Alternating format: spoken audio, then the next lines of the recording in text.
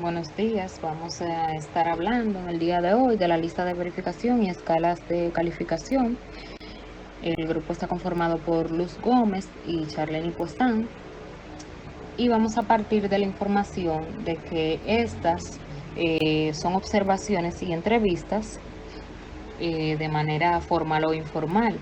Pueden registrarse de diversos modos, debido a la enorme masa de datos producidas en largas secciones de observación y entrevistas. Los resultados casi siempre se resumen de algún modo, junto con una descripción que es condensada por escrito. Las listas de verificación y escalas de calificación son instrumentos útiles para resumir los datos obtenidos a partir de observaciones y de entrevistas. Estas pueden ser elaboradas con facilidad, aplicadas de manera conveniente con solo un lápiz y un papel, y pueden ser utilizadas para describirse uno mismo, describir a alguien o algo más, y ser adaptadas a la medición de una amplia gama de conductas, características personales y otros objetos, acontecimientos o condiciones. Características de la lista de verificación. Una lista de verificación es un método relativamente sencillo, económico y bastante confiable para describir o evaluar una persona. El mismo consiste en una lista de palabras, frases o afirmaciones descriptivas de una persona o algún objeto o acontecimiento. Las listas de verificación son más eficientes porque, a diferencia de la escala de calificación, no requieren que el individuo tome decisiones explícitas acerca de la calidad, frecuencia o intensidad de las conductas y características. Las listas de verificación se usan con gran frecuencia en el contexto clínico, educativo e industrial organizacional, aunque algunas listas de verificación son instrumentos estandarizados y están disponibles de manera comercial. Muchas han sido preparadas con propósitos especiales o para usarse en contextos específicos.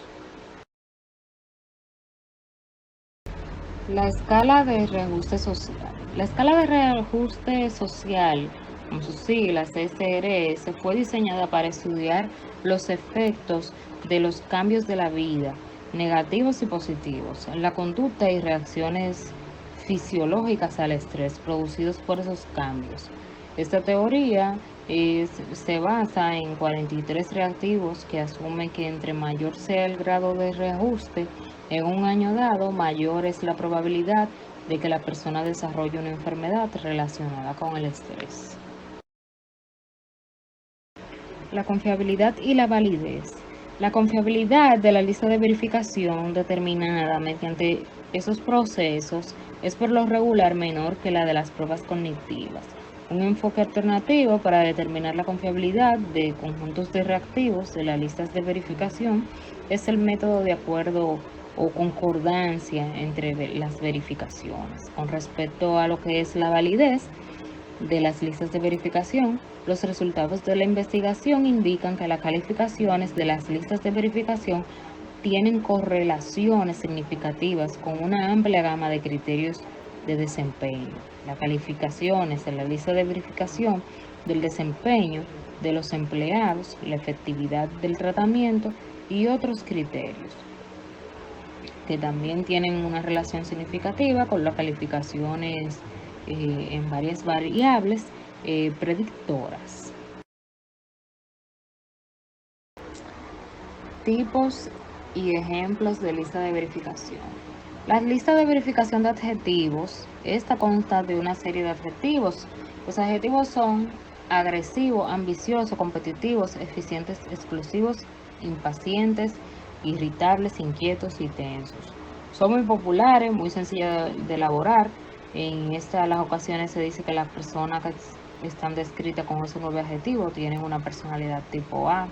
Hay dos tipos de lista de verificación que son populares, como la lista de verificación de adjetivos per se y la lista de verificación útiles de adjetivos afectivos. En la de los adjetivos está de manera alfabética, desde distraído hasta el bromista. Los examinados les lleva como 15 a 20 minutos marcar los adjetivos en el que consisten, la que se describen, y esas respuestas entonces se clasifican luego de las 37 escalas descritas en el mismo manual. Luego están las lista de verificación múltiple de adjetivos de afectos revisadas, y estas sí constan con 132 adjetivos y se encuentra disponible para aplicarse en dos formas: la forma de los rasgos, dependiendo de la forma del examinado, que marcan aquellos adjetivos que indican cómo se sienten de manera general; en la forma del rasgo, cómo se sienten en el día del examen o en el presente, en la forma de su estado. Estas se sostienen calificaciones estándar en la forma del rasgo y del estado para 5 escalas básicas de ansiedad, depresión, hostilidad, afecto positivo, y también en la búsqueda de sensaciones. Está la lista de verificación de adjetivos para la depresión, el estado rasgo. Estos instrumentos son breves. Estos fueron diseñados para medir sentimientos como la disforia, la tristeza y angustia psicológica, y son administrados por la misma persona. Proporcionan una medida de estado de ánimo como estado, cómo ellos se sienten en el día de la prueba, el estado de ánimo del rasgo también. Es un instrumento de detención para identificar a personas con niveles significativos de depresión y como medida de resultado respectivo del éxito de programas de intervención. También están las listas de verificación de los problemas, y estas hay una de las más antiguas es la lista de Money de verificación de problemas, un instrumento que son citados en la lista de verificación conductual infantil.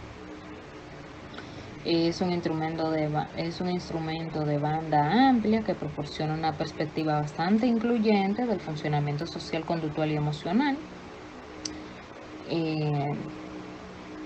También es un instrumento de autorreporte. La lista también de verificación de conductual infantil es un instrumento que fue diseñado para evaluar los problemas y competencias conductuales de los niños según el informe de los padres o de una persona que los conozca. Está también el formato de informe del maestro, y es una versión paralela a la verificación de la conducta infantil. El formato de informe del maestro es llenada por los maestros o por los ayudantes y proporciona una imagen de las conductas problemáticas y adaptativas de los niños en los escenarios escolares. Está también la lista de verificación de problemas de conducta revisada.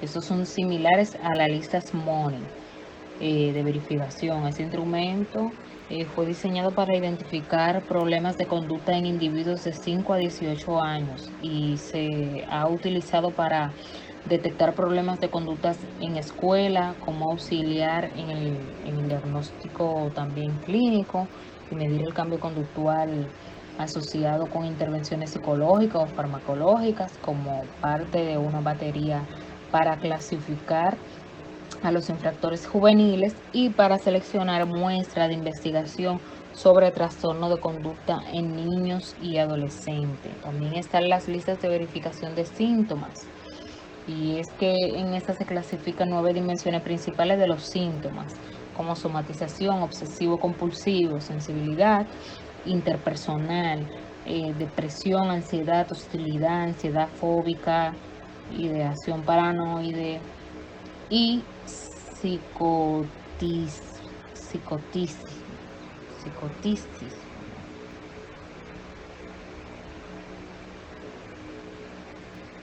3 medidas de estrés que indican el nivel de la profundidad de un trastorno, de intensidad de los síntomas, y también el número de síntomas informados por el paciente.